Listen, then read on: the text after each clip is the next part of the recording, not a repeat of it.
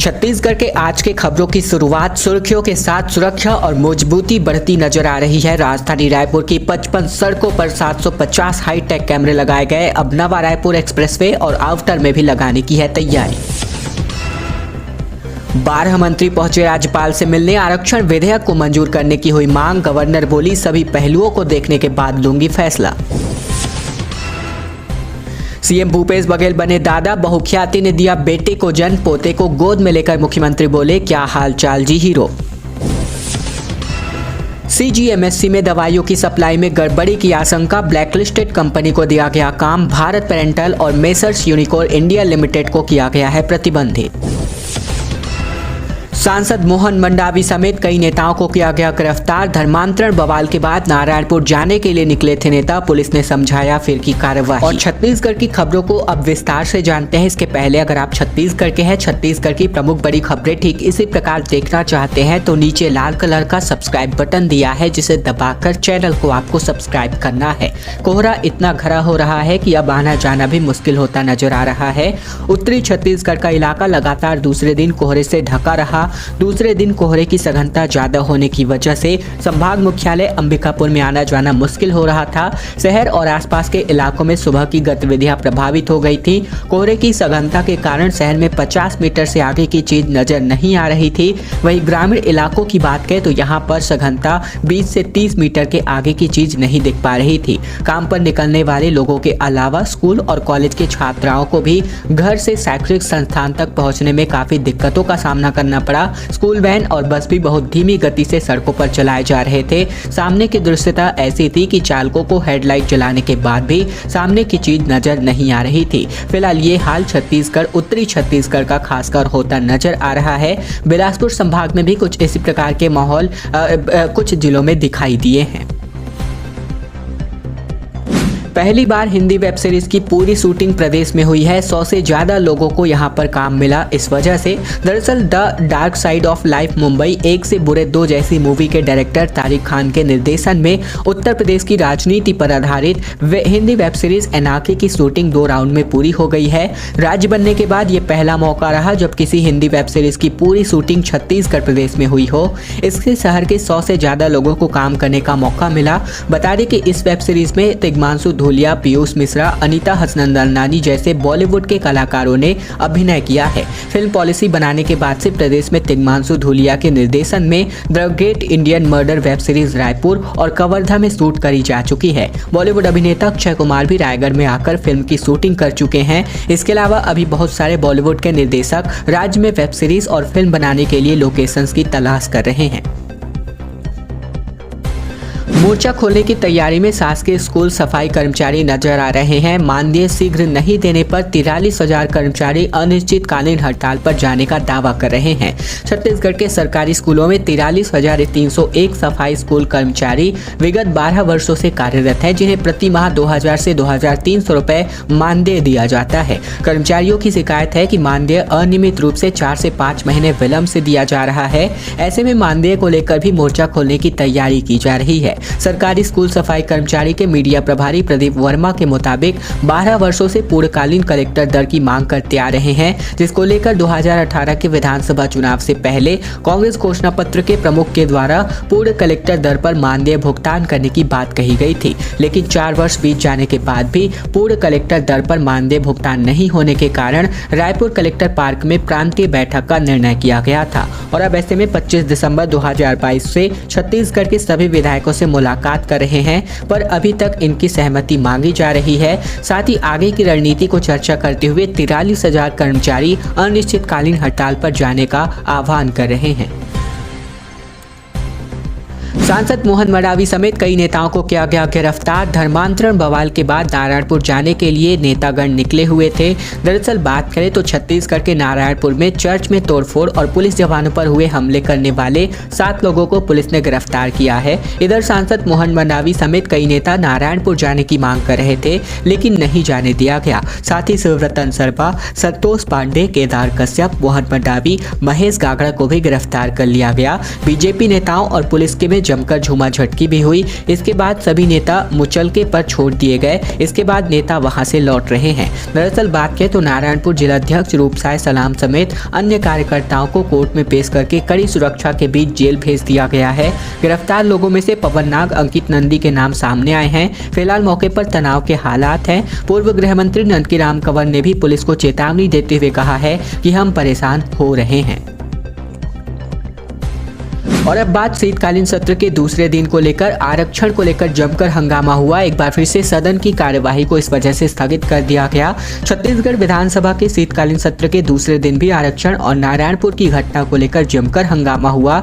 इस वजह से सदन की कार्यवाही पहले 2 बार स्थगित करनी पड़ी, बाद में दिन भर के लिए स्थगित कर दी गई। विधायकों ने सरकार पर आरक्षण को लेकर राजनीति करने और राजभवन को बदनाम करने का आरोप लगाते हुए सदन में जमकर नारेबाजी की और गर्भगृह में प्रवेश किया। वहां पर भी नारेबाजी करी गई और इसके बाद धरने पर बैठ गए। उन्होंने आरक्षण को लेकर कांग्रेस की स्थिति पर भी पर्चा लहराया। इसके बाद सभापति ने सभी विधायकों को निलंबित कर दिया। नारायणपुर में 5000 जवान तैनात कर दिए गए हैं। तनाव के हालात अब यहां पर नजर आ रहे हैं और ये सभी हो रहा है धर्मांतरण के मुद्दे को लेकर। दरअसल नारायणपुर में धर्मांतरण के आरोप में बवाल के बाद इलाके में अभी भी तनाव की स्थिति बनी हुई है। सुरक्षा के लिहाज से शहर सहित आसपास के इलाकों में तकरीबन 5000 जवानों की तैनाती की गई है। इसके अलावा शांति व्यवस्था को कायम करने के लिए सबसे ज्यादा हालात जहाँ पर खराब थे जो है शांतिनगर और बंगलापारा, यहाँ पर हालात सबसे ज्यादा खराब थे और इस मामले में 35 से 40 लोगों की हिरासत अब तक हो गई है, लेकिन अभी भी आधिकारिक पुष्टि नहीं की गई है। आदिवासी समाज ने धर्मांतरण के मसले को लेकर के बीते दिन बंद का आह्वान किया था। पुलिस फोर्स को गुमराह करने के लिए 4 गुट के सदस्य अलग अलग जगहों पर मौजूद थे। उपद्रवियों के हाथ में कुल्हाड़ी, फरसा, रॉड और लाठियां भी थी। धर्मांतरण और शराब के मुद्दे पर सदन में जमकर हंगामा हुआ। एमएलए ने लकमा से पूछा कि 10 पेटी शराब बाइक में आ जाएगी, जबकि मंत्री के जवाब पर हंगामा हो गया। छत्तीसगढ़ विधानसभा के शीतकालीन के दूसरे दिन यहां पर बात करें तो जमकर हंगामा रहा। सुबह 11 बजे तक के लिए यहां पर कार्यवाही को स्थगित किया गया विधानसभा के, लेकिन नारायणपुर की घटना को लेकर भी बीजेपी सदस्यों ने कांग्रेस को जिम्मेदार ठहराते हुए वेल पर आकर जमकर नारेबाजी करने लगे। इसके अलावा शराबबंदी को लेकर भी यहाँ पर विपक्ष ने जमकर के हंगामा किया। इस मुद्दे को लेकर के खुद कांग्रेस के ही विधायक छन्नी साहू ने अपनी ही सरकार के आबकारी मंत्री कवासी लखमा को घेरा। दरअसल कुछ वक्त पहले छन्नी के विधानसभा क्षेत्र खुज्जी के 8वीं के छात्र को आबकारी विभाग के अफसरों ने पकड़ा था। कहा गया था कि एक बाइक पर 3 लोगों के साथ 10 पेटी शराब मिली है और छात्र भी तस्करी में शामिल था। इसी मसले पर बवाल हो गया। छन्नी ने मंत्री कवासी लखमा से पूछ लिया कि ये बताइए, एक बाइक पर 3 लोग हों और उसमें 10 पेटी शराब लाई जा सकती है क्या? इसको लेकर भी जमकर हंगामा हो गया। मंत्री शिव डहरिया और अजय चंद्राकर को सिखों के ग्रुप ने घेरा। आपत्तिजनक टिप्पणी पर बंगले के बाहर जमकर हंगामा हुआ। दरअसल बीते दिन हुई विधानसभा की कार्यवाही के बीच कुछ ऐसा हो गया जिसकी वजह से सिख समुदाय नाराज हो गए हैं। नाराजगी सड़कों पर भी दिखी है और देर शाम प्रदेश के मंत्री शिव डहरिया और पूर्व मंत्री अजय चंद्राकर के घर के बाहर सिखों ने धरना प्रदर्शन किया। बात करें तो दोनों माननीयों के खिलाफ जमकर नारेबाजी करी गई। हालात इस कदर बिगड़ने लगे कि मौके पर पुलिस ने पहुंचकर मोर्चा संभाला। विधानसभा की कार्यवाही के बीच कुलदीप जुनेजा वृक्षारोपण को लेकर सवाल कर रहे थे। मंत्री अकबर जवाब दे रहे थे और बीच सदन में पक्ष और विपक्ष के नेता शोर करने लगे। उम्मीदवारों के लिए राहत की खबर। आरक्षण विवाद के बीच अब पीएससी ने पहला नतीजा जारी किया, लेकिन 9 परीक्षाओं के रिजल्ट अभी भी अटके हुए हैं। आरक्षण विवाद की वजह से परीक्षाओं के नतीजे की राह देख रहे उम्मीदवारों के लिए थोड़ी राहत की खबर। छत्तीसगढ़ लोक सेवा आयोग ने पहला रुका नतीजा बीते दिन जारी कर दिया। पर्यावरण संरक्षक मंडल में 2 वैज्ञानिकों की भर्ती के लिए पीएससी ने सितंबर में परीक्षा का आयोजन किया था। इसके बाद आरक्षण पर हाईकोर्ट का फैसला आ गया और नतीजे रोक दिए गए। परीक्षा में 1946 उम्मीदवार शामिल हुए थे। आरक्षण विवाद के बीच राज्य में किसी भी सरकारी भर्ती का ये पहला रिजल्ट है। छत्तीसगढ़ लोक सेवा आयोग में अभी भी राज्य सेवा परीक्षा 2021 समेत तकरीबन 9 परीक्षाओं के नतीजे अटके हुए हैं। अब QR कोड के माध्यम से होगी मकानों की पहचान, घर बैठे टैक्सेस जमा कर सकते हैं। छत्तीसगढ़ की न्यायधानी बिलासपुर के मकानों को अब अपनी एक हाईटेक पहचान मिल रही है।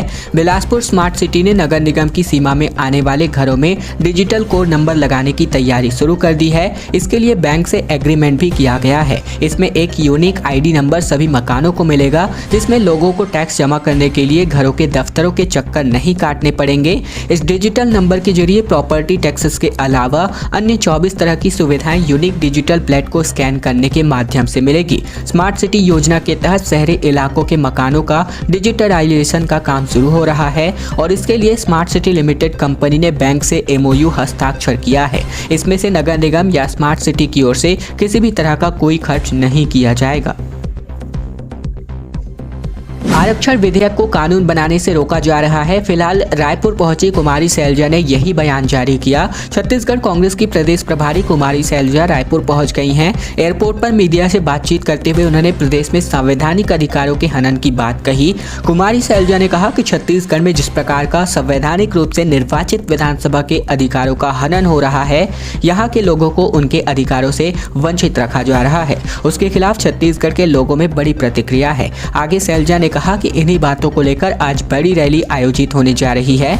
आरक्षण के मामले को लेकर लोगों को सही बात पहुंचाना जरूरी है। ये हमारा कर्तव्य है। लोगों तक बात पहुंचाई जाएगी। विधेयक को कानून बनाने में कैसे अड़चन पैदा की जा रही है। सर्वसम्मति से कोई भी विधेयक आए और उसके बाद ऐसी अड़चन पैदा करना यहाँ के लोगों के अधिकारों के साथ खिलवाड़ हो रहा है। फिलहाल कुमारी सैलजा ने पत्रकारों से बातचीत में ये बातें कही। आरक्षण पर विवाद अभी भी जारी। व्यापम ने जारी किए हैं भर्ती परीक्षा के परिणाम। दरअसल आरक्षण पर विवाद जारी के बीच व्यापम ने वैज्ञानिक परीक्षा के परिणाम जारी कर दिए हैं। आरक्षण पर विवाद प्रारंभ होने के बाद यह पहली बार है जब किसी प्रतियोगी परीक्षा के नतीजे जारी किए गए हों। परीक्षार्थियों को नियुक्ति कब मिलेगी, आरक्षण का आधार क्या होगा, ये स्पष्ट नहीं किया गया है। केवल परिणाम ही व्यावसायिक परीक्षा मंडल ने अपनी वेबसाइट में अपलोड किया है। छत्तीसगढ़ पर्यावरण संरक्षक मंडल के अंतर्गत वैज्ञानिक के 2 पदों के लिए व्यापम ने ये परीक्षा ली थी। बीते वर्ष 11 सितंबर को परीक्षा लेने के बाद 26 सितंबर को परीक्षा परिणाम जारी करके 1 अक्टूबर तक दावा आपत्ति मंगाई गई थी।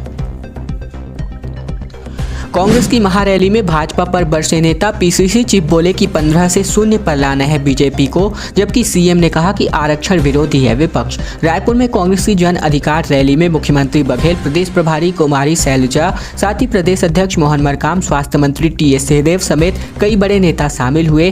साल 2023 की शुरुआत में ही ये बड़ा सियासी आंदोलन है। 2 दिसंबर को विधानसभा से आरक्षण विधेयक राजभवन भेजा गया था, जिस पर अब तक राज्यपाल ने हस्ताक्षर नहीं किए हैं। इसी के विरोध में ये जन जागरण रैली का आयोजन किया गया था, जन अधिकार महारैली का आयोजन किया गया था। खैर दोस्तों, आज की खबरों का सिलसिला बस यही तक का था। अगर आपको यह वीडियो पसंद आए तो वीडियो को लाइक कीजिएगा। चैनल पर नए हैं तो चैनल को सब्सक्राइब करना मत भूलेगा, ताकि प्रतिदिन महत्वपूर्ण खबरें हम आप तक रोजाना पहुंचा सके।